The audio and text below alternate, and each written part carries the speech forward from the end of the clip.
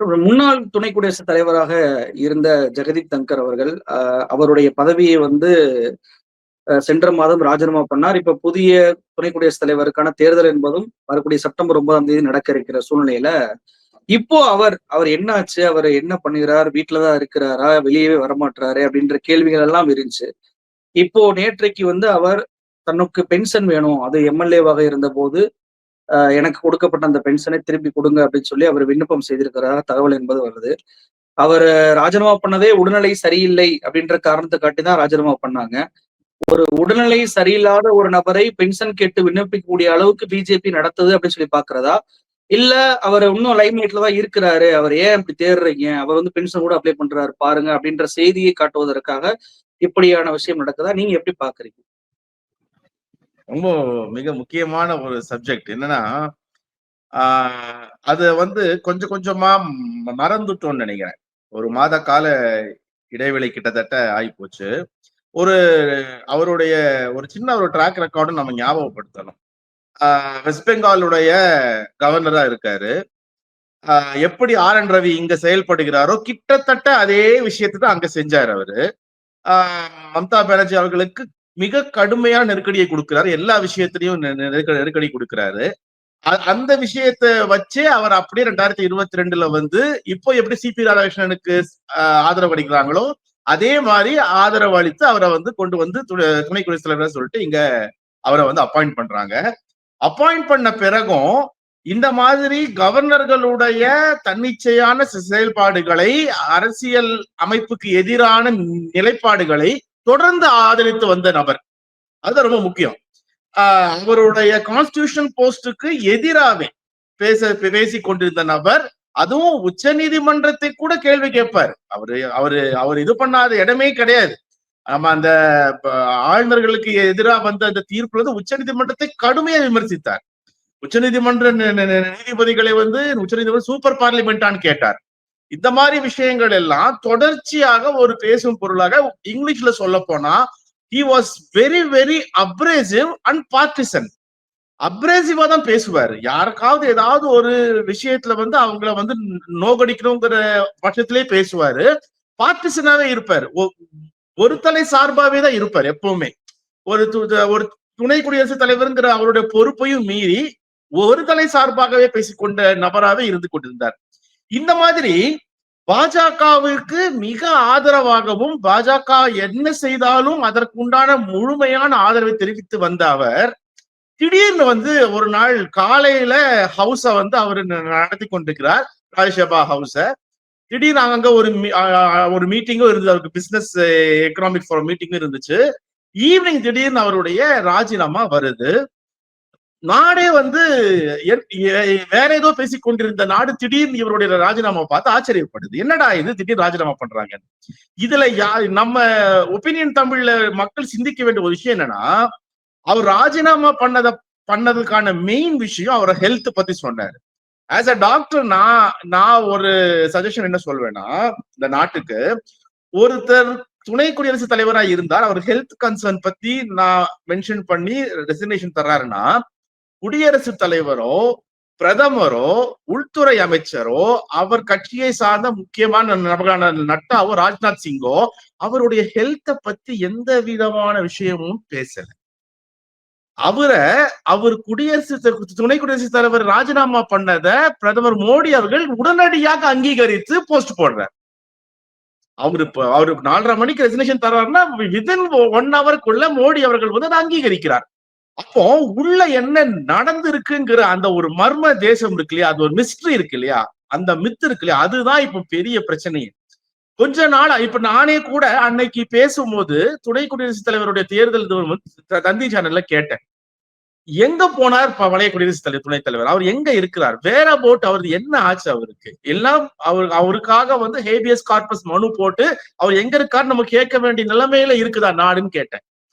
இது எந்த அளவுக்கு கொண்டு போகுதுன்னா, ராஜஸ்தான் அவருடைய பூர்வீகம். ராஜஸ்தான்ல இப்ப அவருக்கு ஓட்டாவது இருக்காங்கிறோ தெரியல. ஏன்னா இருக்கிற மாநிலங்கள் ஒவ்வொரு ஓட்டா எடுத்துட்டு வராங்க. அவருக்குரிய ஓட்டாவது விட்டு வச்சிருக்காங்களா பாஜகன்னு நமக்கு தெரியல.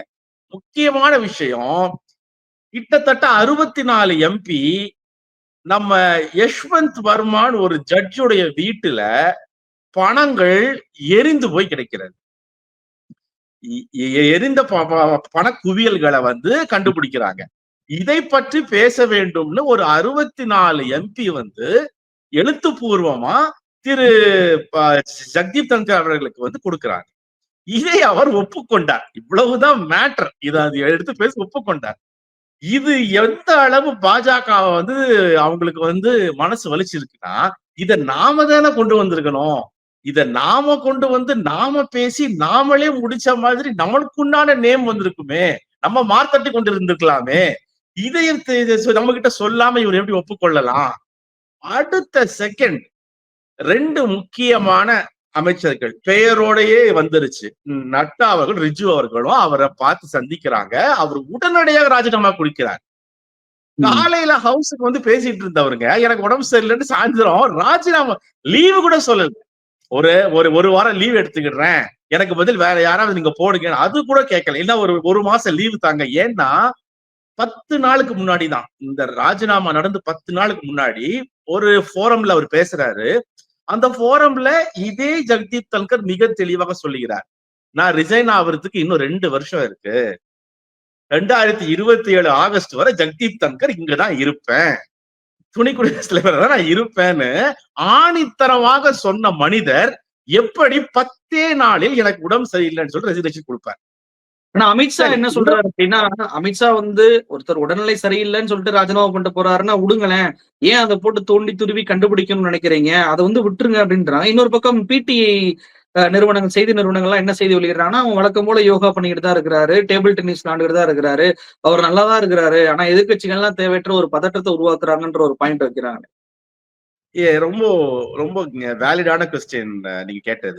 வயதானவர், he is 74, அது ஒரு கட் ஆஃப் பாயிண்ட். அது 74ங்கிறது RSS உடைய கட் ஆஃப் பாயிண்ட். அந்த 74 வயது முதிர்ந்த ஒருவர் எதற்காக அவருக்கு உடல்நிலை சரியில்லாமல் போகும்? ஆஸ் அ டாக்டர் நான் 3 கண்டிஷன் சொல்றேன். ஒண்ணு, வயது மூப்பினால வரக்கூடிய மூட்டு தேய்மானங்கள், மூட்டு விஷயங்கள், அவரால் நடக்க முடியாம போறது, படியேற முடியும், வாஜ்பாய்க்கு இருந்த மாதிரி. இரண்டாவது, இதயத்திலேயோ மூளையிலேயோ சிறுநீரில பிரச்சனை இருக்கணும். இந்த 2வது முக்கியமான பிரச்சனை வயதான. மூன்றாவது, ஏதாவது சடன் இல்னஸ், அதாவது ஸ்ட்ரோக் மாதிரி விஷயமோ இல்ல வேற ஏதாவது ஃபீவரால ஒரு விஷயம், இது மூன்றாவது. என்ன இதுல நான் ஒப்பீனியன் தமிழ் நான் சொல்ல வேண்டியது என்னன்னா, இந்த 3மே எனக்கே வந்தாலும் என்னால டேபிள் டென்னிஸ் விளையாட முடியாது. என்னால டேபிள் டென்னிஸோ ஷட்டில் காக்கோ விளையாட முடியாதுங்க. அப்புறம் இவர் எப்படிங்க உடம்பு சரியில்லாம டேபிள் டென்னிஸ் விளையாடினாரு? அங்கேயே முடிச்சு போச்சு, பூனைக்குட்டி வெளியே வந்துருச்சு. இவங்க பொய்ய மறைக்கிறதுக்கு இன்னொரு பொய்ய சொல்றதுதான் மிகப்பெரிய காமெடியே, அபத்தமே. அது எவ்வளவு பெரிய அபத்தம்னு புரிஞ்சுக்க மாட்டேங்கிறாங்க. நாட்டு மக்களே அவ்வளவு லூசா? நாட்டு மக்களுக்கு இது தெரியாம இருக்கு. அப்போ நீங்க எதை மறைக்கிறீர்கள்? நாட்டு மக்களிடம் நீங்க எதை மறைக்கிறீங்க? அப்போ அந்த ஜட்ஜோட விஷயத்துல இவர் எந்த விஷயத்தை தலையிட்டு இருக்கிறார்? அந்த ஜட்ஜோட விஷயத்துல இவருக்கு என்ன தெரிஞ்சிருக்கிறது? இவருடைய அந்த ஜட்ஜோட மேட்டர்ல இவருடைய ஒப்பீனியன் என்ன? எதை வச்சு அவர் அக்செப்ட் பண்ணிக்கிட்டார்? எதை அவர் பேசுவதாக இருந்தார்? எதை அவர் தீர்மானிக்கிறதாக இருந்தார்? ஏன்னா ரொம்ப முக்கியமா அந்த கமிட்டியுடைய இது பத்தியும் பேச சொல்லிட்டு இருந்தார். அந்த ஜட்ஜுகள் அப்பாயின்மெண்ட் கமிட்டியோட இதை பத்தியும் பேச போன்னு சொல்லிட்டு சொல்லியிருந்த திரு ஜக்தீப் தங்கர் அவர்கள் திடீரென விலகிறார்னா, அப்ப உள்ள இருக்கிற சூட்சம் இவங்க என்ன செய்தாங்க? அதனாலதான் அமித்ஷா பதறுகிறார். அவருதான் டென்னிஸ் விளையாடுற எல்லாம் பண்ற, உடம்பு சரியில்லைன்னு சொல்றது. பதறதுக்கு காரணம் என்னன்னா, ஏதோ யோகா மட்டும் சொல்லியிருந்தாலாவது நாமளும் ஒத்துருப்போம், அக்செப்ட் பண்ணிட்டு இருப்போம். அங்க ஒரு டென்னிஸ் போச்சு பாத்தீங்களா, அங்கேயே முடிஞ்சு போச்சு சொல்லி. ஏன்னா நான் சொன்னேன், இந்த 74 வயது உள்ள நம்ம நாட்டுல இல்ல உலகளாவிய இடத்துல இருக்கிற அவ்வளவு பேருக்கு வரக்கூடிய நோய்கள் இவ்வளவுதான். அதுவும் ராஜினாமா செய்யக்கூடிய அளவு வரக்கூடிய நோய்கள். அப்ப நீங்க ராஜினாமா செய்யக்கூடிய அளவு வருகிற நோய்கள் வந்து 2 வாரத்துல நீங்க போய் டென்னிஸ் விளையாடுறீங்கன்னா எங்க என்ன யாரை ஏமாத்துறீங்க? இது ஒரு பாயிண்ட். அடுத்த பாயிண்ட்டுக்கு வரேன். அந்த 74 இயர்ஸ் சொன்ன இல்லையா, 74 வயசு, அங்கேயே இன்னொரு செக் இருக்கு. RSS உடைய அஜெண்டா 75 வயது நெருங்கிவிட்டால் அவர்கள் முக்கியமான பொறுப்பில் இருக்கக்கூடாது. அது மோடிக்கு மட்டும் விதிவிலக்கான்னு நமக்கு தெரியல. அந்த பாயிண்ட்ல அந்த பாயிண்ட வச்சு இவரை போக சொல்லி இருந்தா அப்போ முதல்ல திரு மோடி அவர்களை போக சொல்லியிருக்க வேண்டும். அதை செய்யாம ஜெகதீப் தன்கர் மட்டும் எந்த வகையில குறைவானவர் மோடியை விட? காரணம் இவரு ஜாட் இதுல சேர்ந்தவரா, மோடி அதுல சேராதவர், அதனால இவரை போக சொன்னாங்களா? மூணாவது விஷயம், டெல்லி தேர்தல் அந்த தேர்தல் எல்லாம் வரும்போது இவரை அரவணைத்துக் கொண்ட பாஜக இப்போ பீகார் தமிழ்நாடு தேர்தல் எல்லாம் வரும்போது ஓபிசி சார்ந்தவரை பொறுத்தவரை உள்ள இழுக்குதா? அதற்காக பலிகடா ஆகப்பட்டாரா ஜெகதீப் தன்கர்? அப்போ ஓம் பிர்லா எங்க போவார் அடுத்தது? அடுத்த செக் ஓம் பிர்லாவுக்கா? அது என்ன மியூசிக்கல் சேரா? அது வைஸ் பிரசிடென்ட் சேரா இல்ல மியூசிக்கல் சேரா? இந்த ஸ்பீக்கர் சேர் இதெல்லாம் மியூசிக்கல் சேர் மாதிரி வச்சிருக்கீங்களா? இது என்ன பிரச்சனை உங்களுக்கு? என்ன விஷயத்தை வெட்ட வெளியாக மக்களிடம் எதுவுமே சொல்லாமல், உதாரணமா நான் சொல்றேனே, ஒரு constitutional second highest constitutional post of republic India, இந்த second highest constitutional post of republic இந்தியால ஒருத்தர் இருக்கிறவருக்கு உண்டான விஷயமே இவர்கள் இவ்வளவு கமுக்கமாகவும் வெளியே தெரியாமலும் செய்கிறார்கள் என்றால் சாதாரண ஆட்களுடைய நிலைமை பாஜகவில் என்ன? அப்போ பாஜக உள்ள ஒருத்தர் போறாங்கன்னா அவர்களை கோபுரத்தில் வைக்கவும் அடுத்த நாளே இந்த மாதிரி அவருடைய எம்எல்ஏ பென்ஷனுக்காக, இன்னொன்னு இதெல்லாம் கான்ஸ்டிடியூஷன் படி ஆட்டோமேட்டிக்கா வர வேண்டிய விஷயம். அதுலதான் ஒரு கேள்வி என்னன்னா, நீங்க சொல்வதை போல ஒருவர் அவர் எம்எல்ஏ பென்ஷன் வாங்கிட்டு தான் இருந்தாரு. அவர் ஆளுநரா மாறுகிறார். வைஸ் பிரசிடண்டா மாறினோடனே அந்த பென்ஷன் நிப்பாட்டப்படுது. இப்போ அதுல இருந்து ராஜினாமா பண்ணிட்டா ஆட்டோமேட்டிக்கா பென்ஷன் வந்துடணும்ல. ஒரு விண்ணப்பம் செய்யக்கூடிய அளவுக்கு ஏன் அந்த நிலைமை வருது அப்படின்ற ஒரு கேள்வி. இன்னொன்னு, ஃபார்மர் வைஸ் பிரசிடென்ட்டுக்கு அவர் வீடு கொடுக்கணும் அவருக்கு தனியா. ஆனா இன்னமும் அவர் அந்த அரசு பங்களால தான் இருக்கிறாரு. இப்போ அவரை காலி பண்ணி இன்னொரு பிரைவேட்டான ஒரு வீடை கொடுப்பதாக சொல்றாங்க. அதற்குமே அவர் விண்ணப்பம் கொடுத்தும் இன்னும் அவருக்கு வீடு என்பதும் அலாட் பண்ணவே இல்லை அப்படின்ற ஒரு நிலைமை வரும்போது, தனக்கு பிடிக்காதவர்கள் எவ்வளவு பெரிய பொறுப்புல இருந்தாலும் அவர்களை இப்படிதான் பாஜக நடத்தும் அப்படின்னு சொல்லி பார்ப்பதா? எப்படி புரிஞ்சுக்கிறது? தனக்கு தேவை உள்ளவர்களை தூக்கி வைத்து கொண்டாடும் இதே பாஜக. நம்ம ஊர்லயே அதுக்கு எக்ஸாம்பிள் அண்ணாமலை இருக்கிறார், கமலேஷ் இருக்கிறாங்க. தூக்கி வைத்து கொண்டாடப்பட்ட அடுத்த நாளே அவர்களுடைய தேவை தீர்ந்து விட்டால் என்ன செய்யும் என்பதற்கான மிகச்சிறந்த சான்று துணை குடியரசுத் தலைவராக இருந்த ஒருத்தர். ஏன்னா இப்போ நீங்க ரெண்டு விஷயம் சொன்னீங்க. ஒண்ணு, அவர் ராஜஸ்தானுடைய எம்எல்ஏவா இருந்திருக்காரு 1993ல இருந்து 98 வரை நினைக்கிறேன். அவர் ராஜஸ்தான் எம்எல்ஏ வந்திருக்காரு. அதனுடைய பென்ஷனை கேட்கிறாரு. இவருடைய வயது மூப்பினால் 38,000 42,000 இவருக்கு பென்ஷன் மாசம் மாசம் வரணும்.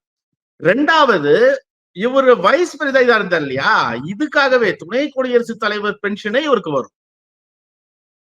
இவர் ரிசைன் பண்ணியிருந்தாலுமே ஆஸ் பர் த கிளாஸ் இவருக்கு வைஸ் பிரசிடண்ட் பென்ஷனே வர வேண்டியதுல இருக்கும். ஏன்னா எனக்கு தெரிஞ்சு இந்திய குடியரசு வரலாற்றிலேயே இவர் தான் இந்த மாதிரி ரிசைன் பண்ணியிருக்காரு. வேற யாருமே பண்ணதில்லை. எல்லாரும் பிரசிடென்ட் போஸ்ட் கிடைச்சு போயிருப்பாங்க, இல்ல வேற ஏதாவது கான்ஸ்டிடியூஷனல் போஸ்ட் கிடைச்சு ரிசைன் பண்ணிருப்பாங்க.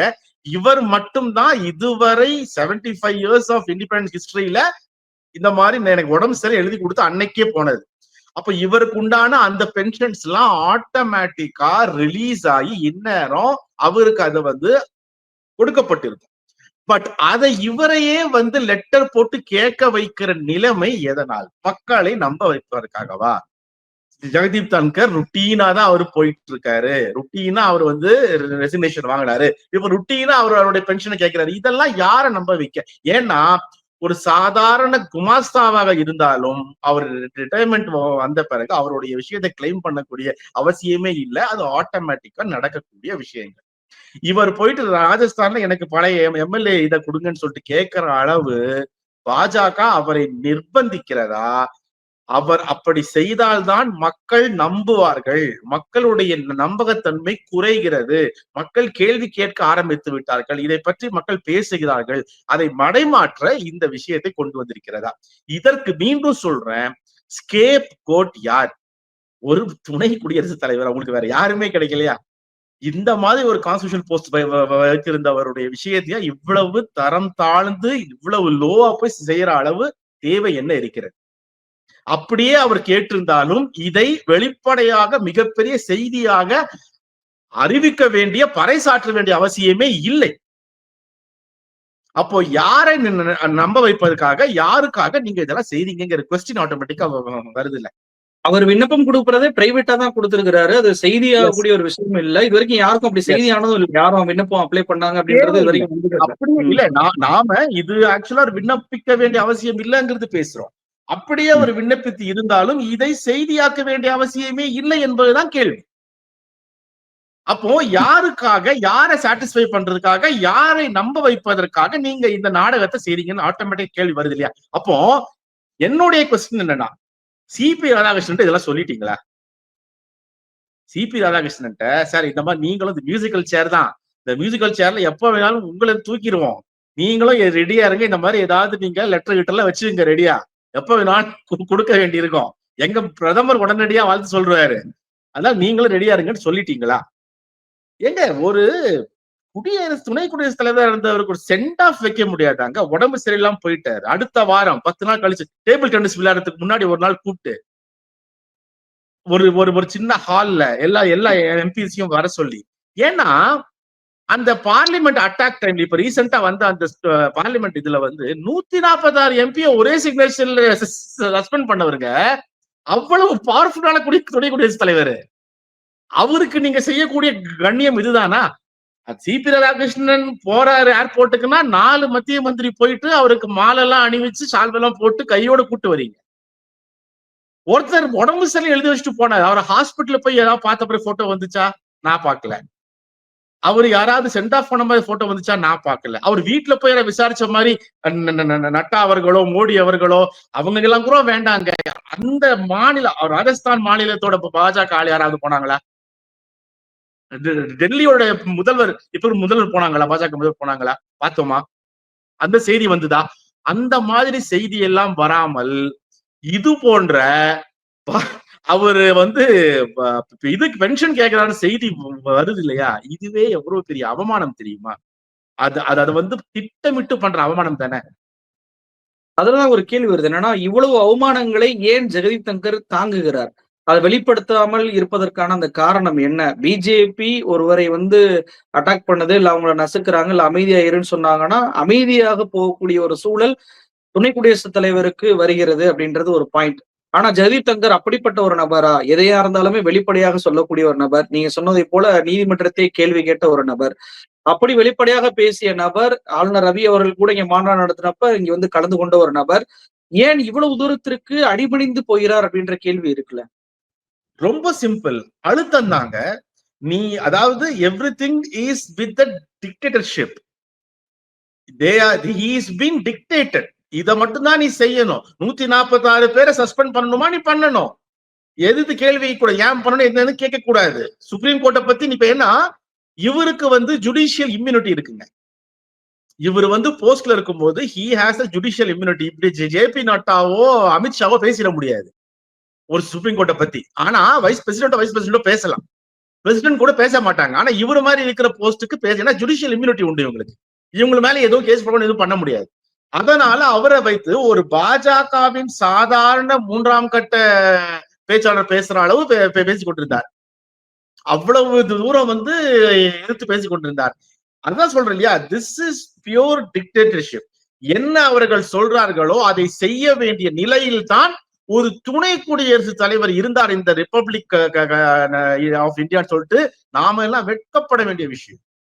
அப்போ அவருடைய ஒவ்வொரு முடிவையும் அவர் தன்னிச்சையாவே எடுக்கவில்லை கடந்த 3 வருஷமாங்கிறத வெட்ட வெளியா தெரியுது. அப்ப இதுவரை அவர் செய்தது எல்லாமே it was a pure dictation. அவர்கள் என்ன சொல்றார்களோ அதை இவர் அப்படியே நடைமுறைப்படுத்தி இருக்கிறார். அந்த விஷயம் இப்போதும் தொடர்கிறது. இவருக்கு எதிர்த்து கேள்வி கேட்க விஷயம் ஒண்ணுமே இல்லை அங்கங்கிறதானே தெரியுது. இல்ல இப்ப நீங்க இப்படி சொல்றீங்க. ஆனா சிபி ராதாகிருஷ்ணன் தமிழ்நாட்டை சேர்ந்தவரை நாங்க வந்து துணை குடியரசுத் தலைவராக நிறுத்துறோம். இதனால தமிழ்நாட்டுக்கு மிகப்பெரிய பலன்கள் வரும் அப்படின்னு சொல்லி எடப்பாடி பழனிசாமில இருந்து பாஜக தலைவர்ல இருந்து எல்லாருமே சொல்றாங்களே. என்ன வரும்னு யாராவது சொன்னாங்களா? இப்போ 3 வருஷமா இவர் இருந்தாரு ஜெகதீப் தங்கர். ராஜஸ்தானுக்கு என்ன போயிருச்சு? பீகாருக்கு தான் ஸ்பெஷல் அலவன்ஸ் போச்சு. ஆந்திராக்கு தான் ஸ்பெஷல் அலவன்ஸ் போச்சு. அப்படித்தானே? ராஜஸ்தானுக்கு ஏதாவது ஸ்பெஷல் அலவன்ஸ் ஒரு 10,000 கோடி போச்சா இவர் இருந்ததுனால? ராஜஸ்தானுக்கு ஏதாவது ஒரு 4 கார் தொழிற்சாலை போச்சா? ராஜஸ்தானுக்கு இவங்க ஏதாவது டாக்ஸ் சப்சிடி பண்ணாங்களா? ராஜஸ்தானுக்கு இவங்க ஏதாவது ஜிஎஸ்டி டெவல்யூஷன்ல ஏதாவது மாத்தினாங்களா ஜெகதீப் தங்கருக்காக? ஒருவர் ஒரு மாநிலத்தில் பிறந்து விட்டார், ஒரு இனம் சார்ந்தவராக இருந்து விட்டார், ஒரு மொழி பேசுவராக இருந்து விட்டார் மட்டும் இந்த மாதிரிப்பட்ட கான்ஸ்டிடியூஷனல் போஸ்ட்ல அவரை வச்சுட்டு அந்த மாநிலத்துக்கு இதனால வளர்ச்சி அடையும்னு சொல்லி ஏமாற்றுகிறார்கள் என்றால் அதை விட அடிமுட்டாள்தனம் எதுவுமே இல்லை என்பதற்கான அடுத்த சான்று ஜெகதீப் தன்கர். ஏன்னா பாஜகவுடைய சித்து விளையாட்டுகளில் இதையும் ஒன்று நாம் வழக்கமா பார்த்து கொண்டிருக்கிறோம். அவங்க ஒரு சமூகத்தை அப்பீஸ்மெண்ட் செய்யறதுக்கு ஒரு சமூகத்தை அப்பீஸ்மெண்ட் செய்யறதுக்கு ஒருவருக்கான முக்கியத்துவம் கொடுத்து விட்டு அந்த சமூகத்தையே இவர்கள் மேலோங்க வைத்த மாதிரி நாங்க தான் டெவலப் பண்ண மாதிரி பேசிக் கொண்டிருப்பது அவர்களுடைய வழக்கம். அதில் தான் ஜெகதீப் தன்கரும் ஸ்கேப் கோட் ஆனார். இப்போ சிபி ராதாகிருஷ்ணனை வைத்தும் அவங்க நம்ம கிட்ட விளையாடுறாங்க. பட் ஜாட் சமூக மக்கள் வேண்டுமானால் ஏமாந்திருக்கலாம். இதுல அவர்களை வேணால் பாஜக ஏமாத்தி இருக்கலாம். ஏமாற்றி விட்டதுதான் சில மக்கள், அவர்கள் ஏமாந்தார்கள் தான். ஆனா தமிழ்நாடு அப்படி வாய்ப்பே இல்லை. தமிழ்நாட்டு மக்களுக்கு மிக நன்றாக தெரியும். இவர்களுடைய ஒவ்வொரு அசைவும் ஒவ்வொரு விஷயம் தமிழ்நாட்டு மக்கள் முன்னரே கணித்துக் கொள்வார்கள். அதனால அவங்களுக்கு பிரச்சனையே. பாஜகவோட மிகப்பெரிய பிரச்சனை என்னடா நம்ம சொல்றதுக்கு முன்னாடி இவனை யோசிக்கிறானுங்கன்னு அவங்க பிரச்சனை அதுதான். நம்ம இன்னும் சொல்லவே இல்லாத, நம்ம இன்னும் அதை செயல்படுத்தவே இல்லை, இவனுங்களே யோசிச்சு நம்மளும் பதில் சொல்றானுங்களேன்னு பயம். நிகழ்ச்சியில் கலந்து கொண்டு பல்வேறு தகவல்களை நம்ம நேற்று பகிர்ந்துட்டீங்க. ரொம்ப நன்றி. தேங்க்யூ.